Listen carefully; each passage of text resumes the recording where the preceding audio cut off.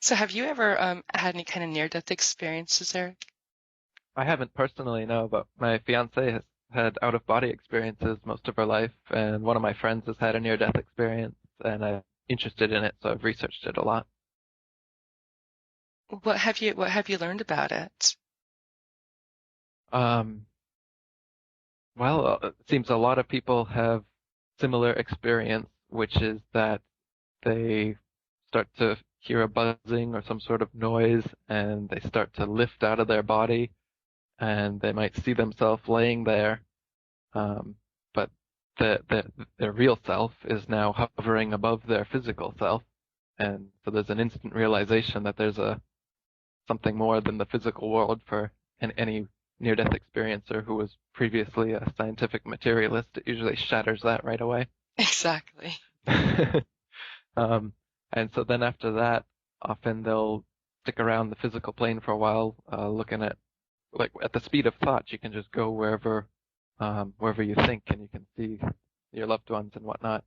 But then inevitably there'll be a tunnel of light or some archetypal transitional thing, like a bridge or crossing a river, something like that, and then you go through that tunnel of light across that bridge, and then angelic beings or light, beings of light or some sort of consciousness meets you there and kind of directs you, talks with you telepathically, often takes you through a life review, like we were talking about.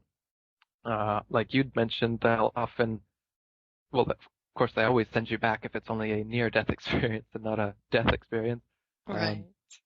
It's an and exit everybody's, interview. yeah, everybody says that they're never afraid of death again after this, but they want to come back because they realize that they've still got lessons to learn, things they have to do here before they die. Um, but inevitably they're never afraid of death again, and they become usually much more spiritual, relaxed, peaceful, loving people as a result of it. Well, I can You, certainly tell you what happened with me if you like. yeah, definitely. I realized that like I couldn't breathe, and then everything just went like black for a moment, and then everything got really, really bright, and that's when I could feel myself kind of coming up out of my body, and I could feel myself going upwards, like it was like this, like I was going up high, and the next thing I remember was hearing this voice, and there was this person there, and he had this most amazing, incredible voice, and I just loved hearing that voice. It was incredible. As much as I loved my sisters and my parents and all my friends and stuff, just hearing that voice for one brief moment, like I did not want to come back. And I remember being told I had to come back, that I wasn't done, I had more work to do. And me being age 9, I was like, well, it's summer vacation. There's no homework. I've got no work to do. Like I just didn't understand. And I kept being told, no, Wendy, you have to go back. You have to, there's important work for you to do. And I remember like literally saying, no, I want to stay. And I'm probably one of the few that did want to, because I know everybody else is like, they did want to come back, but I didn't. I wanted to stay there. And the next Oh thing I no, remember was waking well, up and my father was doing like CPR on me, and I was back. And so it wasn't any kind of life review for me. It was just literally being told that I can't stay, that my time, it's not my time and I have more work to do. But it was a that, beautiful experience. that's actually what most people say. It's not that they want to come back. It's just like you said, once they're there, they're like, whoa, they want nothing more than to stay there, but they're told that they have to come back and why they have to come back. It's always the same thing too. It's like you got more work to do. Have you loved as much as you can possibly love? Have you learned as much as you can possibly learn? And the answer is always no. And so they're always ready to come back. And once they do, they are on point. So it sounds a lot like what you just said, the ones I've read about. I realized that, there's so many people out there that are very skeptical about it. But I think that if you ask anyone that has had one, they're pretty similar in a lot of ways, although they're unique to that individual person. For me, the experiences I've had, I've never had a life review, and I know that others haven't experienced that. But what I did experience was a feeling of peace and love, and being told that I had to come back because I had more work left to do. And it wasn't actually a negative experience. There was no fear involved in anything that I experienced. It was beautiful. I actually didn't want to leave the other side, even though I had love for my loved ones here. There was no fear at all that I experienced in any way, shape, or form. It was, a euphoric feeling. It was incredible.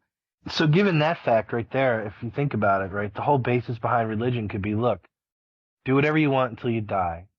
And then when you're ready to when you're ready to, pass on to the next side, and you're going to have that moment where they're like, look, you really probably should spend a little more time learning this to that. When you get your get out of jail free card and you come back the second time, make sure you get it right.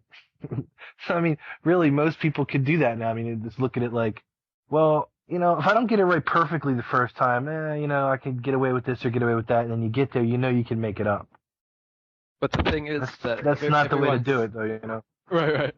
The thing Right. is, everyone says that when they're in that space, it's very different than when they're in their body, in that their consciousness is much more expansive, and so they can't like fool themselves Right. or Exactly. fool the angel or the being of light into thinking like, oh yeah, I did my best, man, even though I murdered and raped and Exactly. pillaged and It's like, everything. I I can did my best, see. and I'll try again.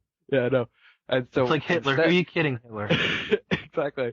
And so Wendy didn't experience it, but almost everybody experiences a life review, and you not only do you relive your whole life, you relive what everyone around you and who's interacted with you thought and felt.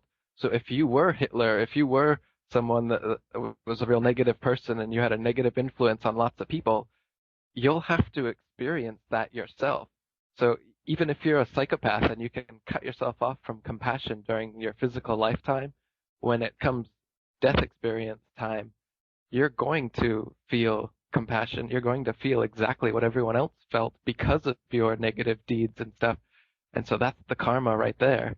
And That's an when interesting way of looking reincarnation, at like serial killer. Like that's something that they would have to deal with. Like in life, they could be totally, remorseless where they don't have to care about it, but it's that one moment where they get caught, where they realize they're on the hook now. That's that moment where it's all coming back to them. yeah, there's no escaping it. You can forget about it for a while, but when you die, you'll remember everything.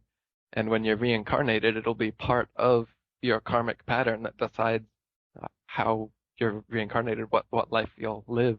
Ultimately, you decide, but like I said, you're in this expanded place of consciousness where you're going to choose things that are appropriate for you. And so if you spent your life being negative to people and doing a lot of negative things, you are purposely going to create a next life for yourself, which has opportunities for you to resolve those things that you did poorly.